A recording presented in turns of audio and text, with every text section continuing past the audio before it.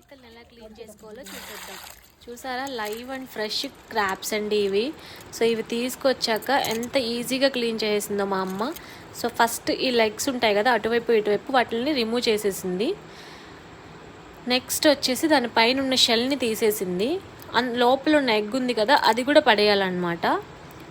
ఆ షెల్ని రిమూవ్ చేశాక అందులో ఒక ఎగ్ వస్తుంది అనమాట, అది పడేయాలి. నెక్స్ట్ అటువైపు ఇటువైపు ఉన్న ఆ ఎగ్ పార్టికల్స్ని కూడా తీసేసి నెక్స్ట్ ఒక లాక్ లాగా ఉంటుంది, దాన్ని రిమూవ్ చేసి పడేయాలి. నెక్స్ట్ 2 to 3 times వాటర్తో వాష్ చేయాలి ఫ్రెష్గా.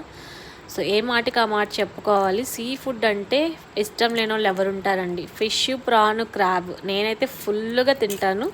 చికెన్ అండ్ మటన్ కంటే నాకు ఈ సీ ఫుడ్ అంటేనే చాలా ఇష్టం.